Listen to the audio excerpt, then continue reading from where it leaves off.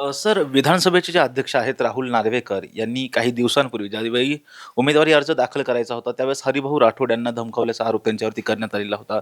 उद्धव ठाकरेंनी अशी मागणी केलेली आहे की विधानसभा अध्यक्ष राहुल नार्वेकर यांच्यावरती गुन्हा दाखल करावा. अध्यक्षांवरती गुन्हा वगैरे दाखल करता येऊ शकतो. किंवा अध्यक्षांचं जे पद आहे विधानसभा अध्यक्षांचं, ते तसं घटनात्मक संरक्षण असलेलं पद आहे. परंतु घटनात्मक संरक्षण हे बेकायदेशीर काम करण्यासाठी नाही आहे. विधानसभेच्या कामकाजामध्ये अडथळा येऊ नये, विधानसभेच्या कामकाजामध्ये मोकळेपणाने सगळेजणं काय आरोप असेल, खरं खोटं असेल ते बोलू शकले पाहिजे. त्यासाठीची तरतूद म्हणून इम्युनिटी त्याला आपण म्हणतो, ती कॉन्स्टिट्युशनल इम्युनिटी देण्यात आलेली आहे. आता विधानसभेच्या बाहेर ते संरक्षण बेकायदेशीर कामांसाठी तर मुळीच नाही, ही पहिली गोष्ट. दुसरी गोष्ट, जेव्हा कोड ऑफ कंडक्ट जारी केलेला आहे म्हणजे आदर्श आचारसंहिता जारी आहे, तेव्हा तर तुम्ही एखाद्या अर्ज भरण्याच्या ठिकाणी जाऊन कोणाला तरी धमकी देणं हा धडधडीत गुन्हा आहे. तिसरी गोष्ट, जर त्यांनी तिथल्या मुंबईच्या पोलीस कमिशनरला फोन केला किंवा कोणत्या तरी कमिशनरला फोन केला आणि त्यांनी सांगितलं माजी खासदार हरिभाऊ राठोड यांना एवढी सिक्युरिटी कोणी दिली, कशासाठी दिली, त्यांची सिक्युरिटी त्वरित काढून घ्या. त्यांनी असं म्हटलेलं आहे, राहुल नार्वेकरांनी फोनवर बोलतानाचा व्हिडिओ आपण पाहिला तर, की इमिजिएट इफेक्टनी यांची सिक्युरिटी काढा. हा अत्यंत गंभीर मुद्दा आहे. ते निवडणूक आचारसंहिता लागू असताना आपल्या पदाचा गैरवापर किंवा वापरच करू शकत नाही. त्यामुळे हा पदाचा गैरवापर आहे. ज्या पोलीस कमिशनरला राहुल नार्वेकर यांनी फोन केला होता, त्यांनी स्वतःहून मोटो असा शब्द आहे त्यासाठी कायद्यात, स्वतःहून राहुल नार्वेकर यांच्यावर गुन्हा दाखल केला पाहिजे. कारण की ते पदाचा गैरवापर करतात. ते करू शकत नाही फोन एखाद्या कमिशनरला. पण काय होते की सत्तेचा माज आलेले काही लोक असतात आणि तो सत्तेचा माज दिसतो अशा पद्धतीने. तुम्ही कसे वागता, कसे बोलता. आता मी मागच्या वेळेस राहुल नार्वेकर यांच्या बेकायदेशीर निर्णयाबद्दलचं विश्लेषण केलं. माझ्या म्हणण्यानुसार तो बेकायदेशीर आणि घटनाबाह्य निर्णय त्यांनी दिलेला आहे, जो सत्ता संघर्षाच्या बद्दल आहे. तर कोणीतरी त्यांनी चेले-चपाटे उभे करून माझ्याविरुद्ध तक्रार केली आणि माझी सनद त्यांनी 3 महिन्यासाठी सस्पेंड करण्याची ऑर्डर काढली बार काउन्सिलनी. आता याच्यामागे राहुल नार्वेकर असू शकतात अशी शंका याच्यामुळेच बळावते की ते सातत्याने असे बेकायदेशीरतेला प्रोत्साहन देणारं वागतात. त्यामुळे राहुल नार्वेकर यांनी हे समजून घेतलं पाहिजे की ज्येष्ठ नेते, भाजपचेच खासदार होते हरिभाऊ राठोड, बंजारा समाजाचे मोठे नेते आहेत, भटक्या विमुक्त समाजाचं प्रतिनिधित्व करतात, ओबीसी समाजाच्या आरक्षणाबद्दल अभ्यासू भूमिका मांडतात. तुम्ही एका ज्येष्ठ बंजारा समाजातल्या नेत्याचा अपमान करता, तेव्हा तुम्ही संपूर्ण बंजारा समाजाचा अपमान करत असता, अशी एक रागाची भावना आज पूर्ण महाराष्ट्रात पसरलेली आहे.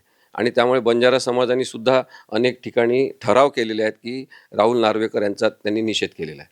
म्हणून मला असं वाटते की विधानसभा अध्यक्ष महाराष्ट्राने पाहिलेले आहेत, अरुण गुजरातीसारखे, की अत्यंत तत्वनिष्ठ त्यांनी पाहिले. आपण पाहिले बाळासाहेब भारदे, अत्यंत तत्वनिष्ठ विधानसभेचं कामकाज चालेल अशा पद्धतीचे संत प्रवृत्तीचे नेते आपण पाहिलेले आहेत. कुठे घेऊन चाललो आपण महाराष्ट्राला? अशा प्रकारचे नेते असतात का?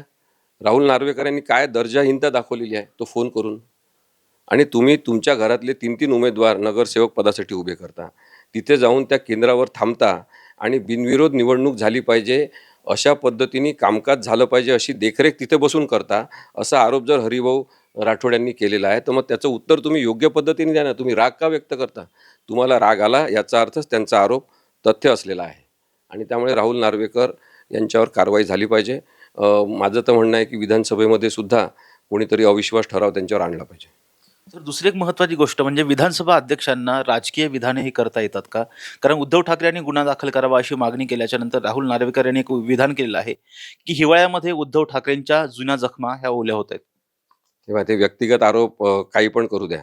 म्हणजे मुख्यमंत्री देवेंद्र फडणवीस सुद्धा अत्यंत तुच्छ भाषेत इतरांबद्दल बोलतात. हे काय मुख्यमंत्र्यांचं लक्षण आहे का हे? असे असतात का नेते? कशासाठी तुम्ही एवढे मोठे नेते झाले? केवळ संख्याबळ आहे, बहुसंख्या आहे, माझ्याजवळ खूप जास्त आमदार आहे म्हणून तुम्ही आज त्या खुर्चीवर बसलेले आहे. त्या खुर्चीवर नसताना तुमचा आदर करतात का लोक? पाहू द्या बरं आम्हाला कोणाचा आदर करतात.